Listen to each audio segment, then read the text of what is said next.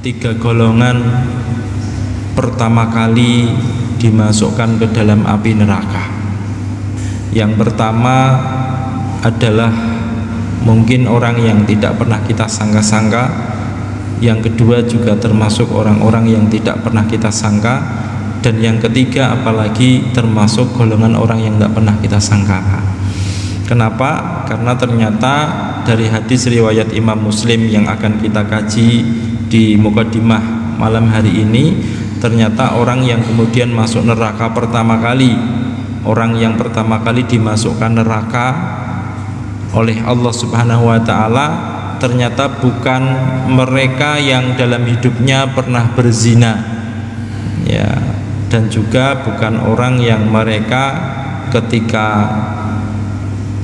hidupnya pernah minum minuman keras, ya, tetapi ternyata adalah orang yang dalam hidupnya itu orang yang pernah berjihad fisabilillah hatta sampai kemudian dia mati syahid. Yang kedua adalah orang yang belajar dan orang yang mengajar. Berarti hari ini Pak, kalau niat kita Bapak Ibu hadirin tidak niat dengan benar-benar litolibil ilmi, dalam menuntut ilmu itu bukan untuk mencari wajahnya Allah, bukan mencari keridhaannya Allah, kita masuk dalam kategori yang kedua ini. Dan yang ketiga adalah orang yang sedekah, orang yang senantiasa sedekah. Kalau kita lihat dari ketiga hal ini Bapak Ibu hadirin, semuanya adalah amalan-amalan yang zahir apa amalan-amalan yang batin? Amalan zahir, semuanya tampak. Jihad fisabilillah itu luar biasa, pahalanya besar dan amalannya cukup berat Pak. Ya, amalannya cukup berat. Harus meninggalkan keluarga, harus pergi meninggalkan kampung halamannya, kadang sampai begitu. Ya. Dan yang kedua, orang yang belajar dan mengajar. Ya, orang yang belajar dan mengajar itu juga berat. Pahalanya juga besar Pak. Khairukum man ta'allamal Qur'an wa 'allamah. Sebaik-baik kalian adalah orang yang belajar dan mengajar Al-Qur'an. Ya, pahalanya besar luar biasa. Orang yang belajar dan mengajar itu luar biasa. Sampai kemudian dalam sebuah hadis, sampai ikan yang berada di laut itu semuanya bersolawat kepada orang-orang yang senantiasa bertolabul ilmi sebagaimana kita. Ya, saya kadang kita belajar, kadang kita ngajar, ya. Paling tidak kita ngajar anak kita atau ngajar istri-istri kita di rumah, ya, setelah belajar. Dan yang ketiga tidak kalah penting Pak, orang yang senantiasa gampang sedekah, ya. Dan sedekah ini Bapak Ibu hadirin itu termasuk amalan-amalan yang besar, ya, bukan sembarangan. Kenapa Pak? Karena di dalam Quran surat Al-Munafiqun ayat yang ke-10, laula akhartani ila ajalin qarib fa asaddaqa wa akum minas solihin. Kalau orang ditanya Pak ketika sakaratul maut, ini mukadimah, ya. Ketika sakaratul maut ditanya kamu pingin apa, pingin minum, dia mesti tidak akan jawab, ya. Lirih sekali ngucapnya, ya. Kadang cuma maklum-maklumik aja kalau kita lihat orang sakaratul maut itu. Gimana Pak? Ya, cuma mau minum Bu, Mbah, Yung mau minum Yung, nah, Pak mau minum Pak, diam gitu sambil gitu. Kenapa begitu Pak? Ya, matanya kadang juga sudah, ya, saking sakitnya itu Pak, ya. Jadi orang itu Pak kalau sudah dalam masa puncak kesakitan itu dia tidak akan sanggup lagi untuk ngomong, tidak akan sanggup lagi untuk berbicara. Sebagaimana sabdanya Nabi SAW bahwa rasa sakit yang terakhir bagi umat manusia itu adalah ketika sakaratul maut. Dan sakaratul maut itu Pak sakitnya luar biasa. Ya, dulu pernah saya sampaikan 350 cabikan pedang itu tidak mewakili sakaratul maut. Jadi kan bisa bayangkan Pak, kalau ini ada jari telunjuk, jari telunjuknya dilubangi tengahnya sampai ke tulang, nah, tulangnya ini ditarik Pak, pakai tang, gitu. Kira-kira sakitnya kayak apa Pak? Sakit sekali Pak. Wong kita aja ada ketodos seri itu aja ya, itu masya Allah sakitnya diginikan terus, pegel rasanya kan. itu tulang ditarik pakai tang ya. Kalau ini di apa namanya ya, tulangnya ini diambil pakai tang, tarik ke situ, rasanya kan luar biasa Pak. Itu nyawa yang ditarik ya, itu kematian Bapak Ibu hadirin. Makanya orang-orang yang mati, orang-orang yang meninggal dunia itu mereka tidak sanggup untuk mengucapkan aduh. Kalau jenengan maku ya, maku tanggalan di dinding itu misalkan, atau maku apa di dinding, ternyata yang kepetek bukan pakunya, jempolnya Pak Ibu, jarinya cetek gitu. Kira-kira yang ngomongnya apa Pak? Aduh gitu kan. Itu tanda sakitnya belum seberapa ya. Kalau masih ngomong aduh innalillah masya Allah gitu kan, astagfirullahaladzim gitu kan, itu berarti sakitnya belum seberapa dibandingkan dengan sakaratul maut. Orang sakaratul maut itu dia tidak sanggup ngomong aduh Pak ya, tidak sanggup ngomong aduh, saking sakitnya luar biasa. Sampai kadang kalau ya badannya ini Pak ya, tulang-tulangnya ini kata kalau ditarik semua itu loh, tulang-tulang yang ada ini rasanya kayak apa itu Pak, sakitnya luar biasa.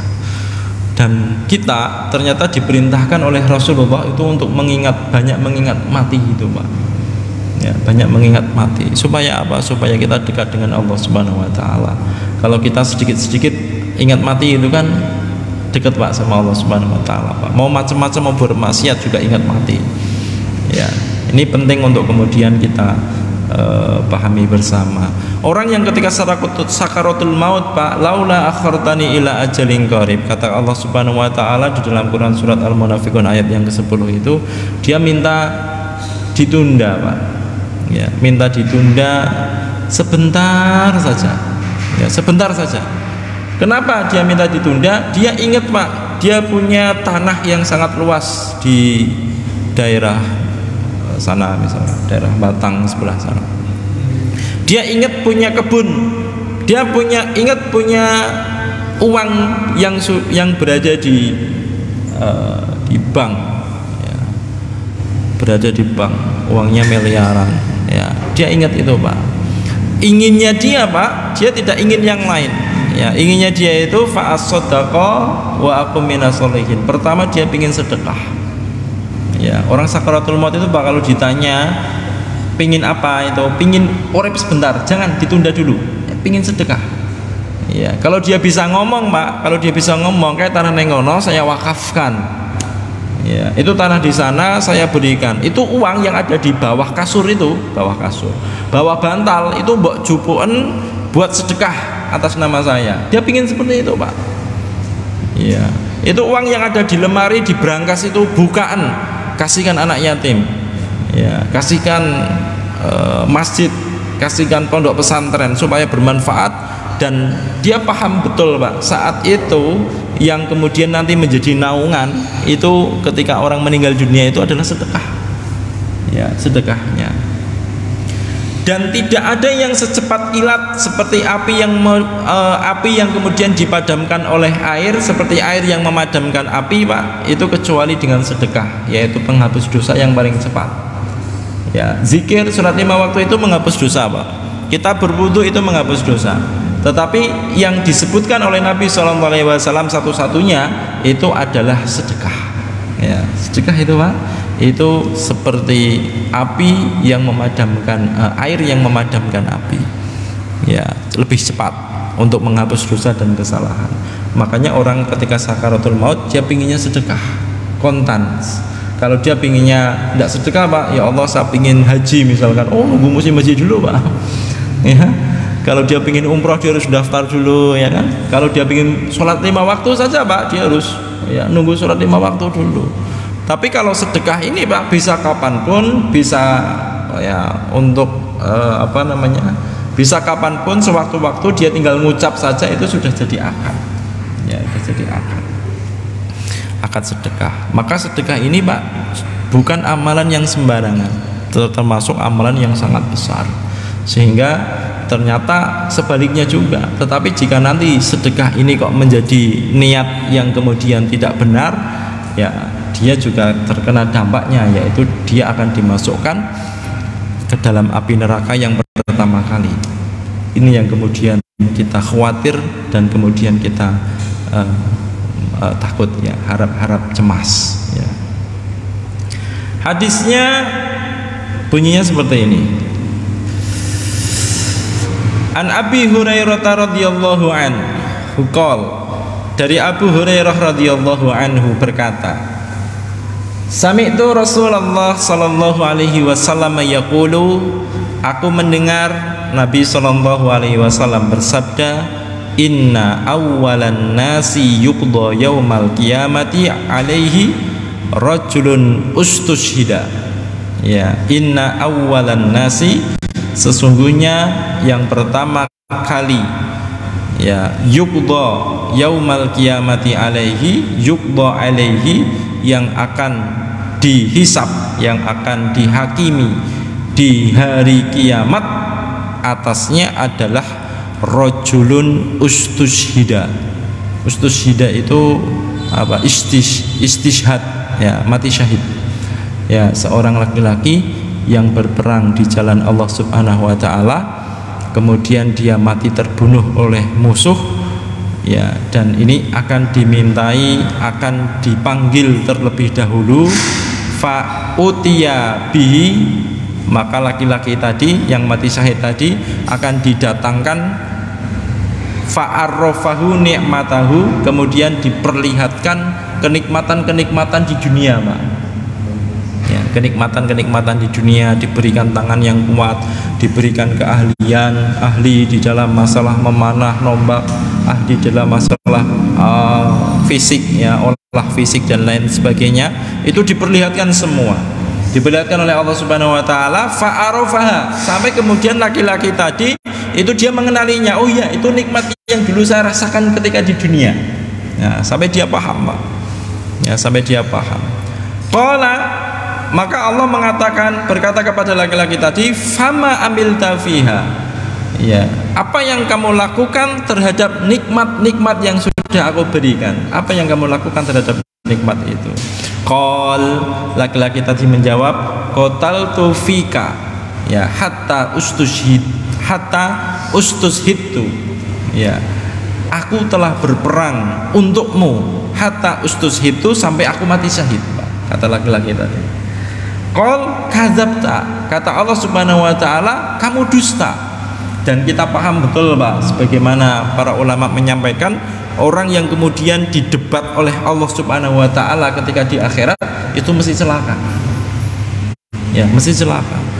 Ternyata ketika orang beramal, amalan zahir tampaknya itu besar, ya, amalannya besar, jihad fisabilillah, tapi ternyata ketika dia kok beramal tadi kemudian niatnya kok salah, Pak, niatnya keliru, Pak, ya, maka didebat oleh Allah Subhanahu wa taala dengan mengatakan kadzabta, kamu dusta.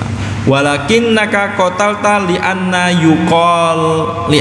yuqalu jari'an faqad qila summa umira bihi fasuhiba ala wajhihi hatta ulqiya finnar.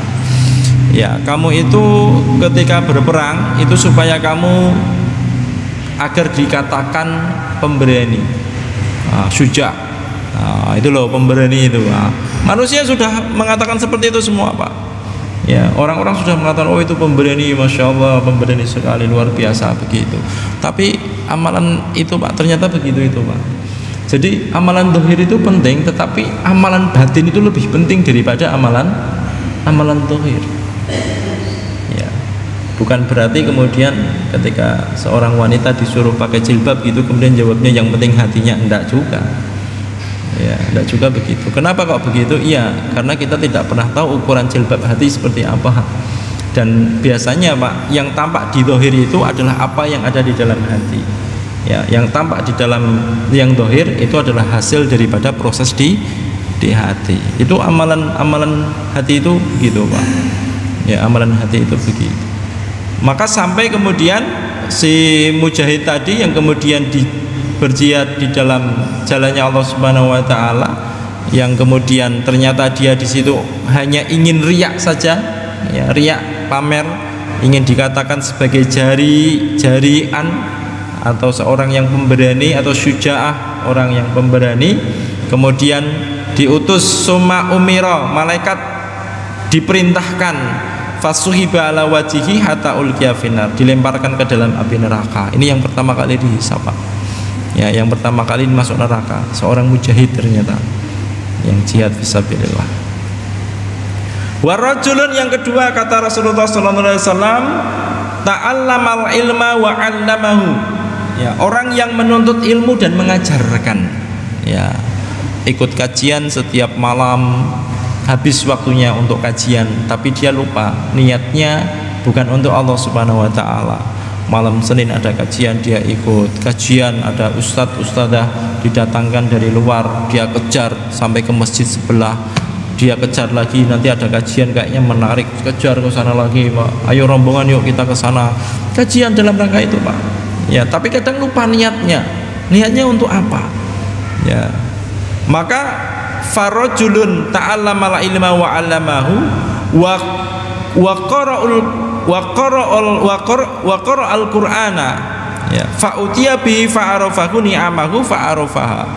Ya, orang yang kemudian belajar dan mengajar ini, orang yang kemudian mengajar Al-Qur'an, orang yang kemudian mengajar dan belajar Al-Qur'an, fa utiya bihi, didatangkan dia, dihadapkan kepada Allah Subhanahu wa taala, fa arafahu ni'amahu fa arafaha.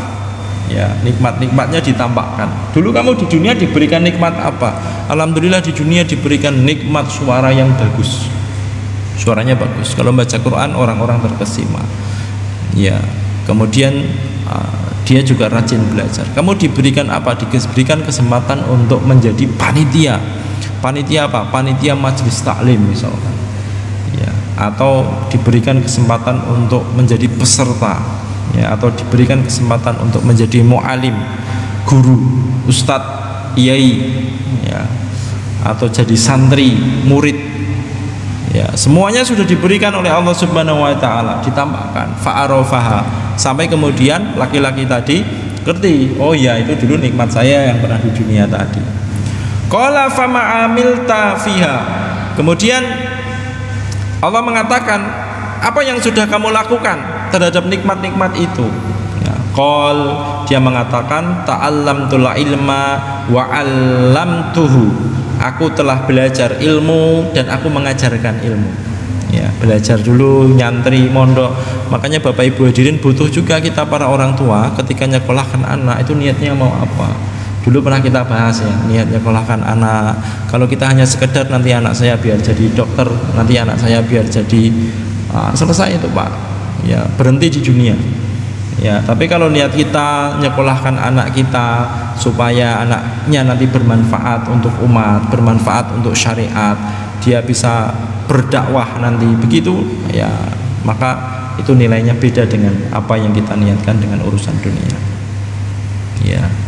Wa qara'tu fikal Qur'an, dan aku telah membaca untukmu Al-Qur'an. Qala kadzabta, kata Allah Subhanahu wa taala, kamu dusta. Walakinnaka ta'allamta liyuqala, tetapi kamu itu, ya, sesungguhnya kamu itu belajar itu liyuqala alimun, supaya kamu disebut orang alim. Oh, itu orang alim itu, syekh itu, ulama itu. Ya. Wa qara'tal Qur'ana liyuqala huwa qari'un, dan kamu dikatakan baca Quran itu supaya kamu dikatakan qari. Nah, qari'nya siapa? Oh, supaya begitu. Ya, faqad qila summa umira bihi fasuhiba ala wajhihi hatta ulqiya finnar. Malaikat diperintahkan untuk membawa orang tadi, Pak, yang senantiasa belajar, waktunya dihabiskan untuk belajar, waktunya dihabiskan untuk ngajar, waktunya dihabiskan untuk dakwah, waktunya dihabiskan untuk tilawatul Quran, satu hari satu juz. Ya, tetapi ternyata ketika dihadapkan oleh Allah, didebat sama Allah, kadzabta, kamu dusta. Kamu niatnya hanya ingin dikatakan sebagai orang alim, kamu niatnya supaya dikatakan orang solih, kamu niatnya supaya kamu gampang dapat jodoh. Kalau kamu nanti jadi orang solih, oh jodohnya solih, makanya kamu jadi orang solih. Kamu baca Quran itu supaya kamu disebut qari, ya, dan lain sebagainya. Dan itu sudah semua diberikan oleh Allah Subhanahu wa taala. Nih amalan zahir yang kemudian tampak, ya. Makanya di dalam sebuah hadis inna rajulan la ya'mala bi amali ahli jannah walakinnahu min ahlin nar, ya, au fima makna. Jadi ada Pak, Nabi pernah menyebutkan ada orang-orang yang kemudian dia itu beramal, amalannya amalan ahlu surga, ya, amalannya ahlu surga, tetapi orang tersebut itu sebenarnya ahli neraka, ya, jadi golongan ahli neraka. Loh kok bisa begitu? Iya, karena ketika dia amalan-amalan dohirnya yang tampak itu tidak disertai dengan niat yang benar. Sholat 5 waktu, ya, berjamaah, kadang lupa niat Pak, ya, niatnya beda dengan apa yang diharapkan oleh Allah Subhanahu wa Ta'ala. Ini penting untuk kemudian kita memperbaiki bersama-sama. Yang ketiga, warajulun wasa'allahu alaihi, seorang yang kemudian wasa'a itu luas, ya, yang kemudian Allah luaskan rizkinya di dunia ini, luaskan hartanya di dunia ini seluas-luasnya, punya usaha yang besar, dan usaha besar itu tidak hanya satu, kadang ada 3, kadang ada 5, kadang ada 10. Wa a'tahu min asnafil mali, dan Allah berikan kepadanya berbagai macam perbendaharaan, kendaraan, mobil sport, mobil keluarga, mobil bis, mobil truk dan lain sebagainya. Allah berikan itu semua. Fa'utiya bihi, didatangkan orang tersebut, fa'arrafahu ni'amahu, kemudian diperlihatkan sama orang tadi nikmat-nikmat ketika di dunia tadi. Fa'arrafaha, dan laki-laki tadi, oh iya itu trik saya itu dulu, jumlahnya ada 150 trik, dengan undangannya Pak, ya. 150 trik dengan undangannya. Oh itu bis saya, itu bisnya ada sekitar 50 bis. Oh itu mobil sport saya, jumlahnya ada 5, ya, mobil sportnya ada 5, 7. Itu diperlihatkan semua Pak sama Allah Subhanahu wa Ta'ala, ya, diperlihatkan sampai laki-laki tadi itu betul, ya, dia melihat, oh iya itu dulu nikmat saya ketika di dunia. Kemudian Allah mengatakan, fama amilta fiha, apa yang kamu lakukan terhadap nikmat yang sudah aku berikan itu, ya, yang sudah aku berikan kepadamu itu apa yang kamu lakukan? Kata orang tadi, qala ma taraktu min sabili tuhibbu ayyung fika fiha illa anfaqta fiha laka. Ya Allah, tidaklah aku tinggalkan itu semua harta-hartaku itu kecuali aku sedekahkan untuk fika, mengharapkan keridhoanmu, ya. Apa kata Allah? Qal kadzabta, kamu dusta, ya, di debat lagi Pak sama Allah. Walakinnaka fa'alta liyuqala jawadun, kamu itu mengamalkan seperti itu agar kamu disebut oleh orang-orang yang dermawan, orang yang termasuk dermawan. Faqad qila summa imirabi fahusiba ala wajhi hatta ulqiya finnar. Kemudian malaikat memerintahkan kepada Allah memerintahkan kepada malaikat untuk kemudian memasukkan ke dalam api neraka orang tadi. Ya, ini 3 amalan yang kemudian amalannya amalan besar semua Pak, ya, tetapi juga mengerikan kalau sampai kemudian kita salah di dalam niatan kita untuk beramal kebaikan.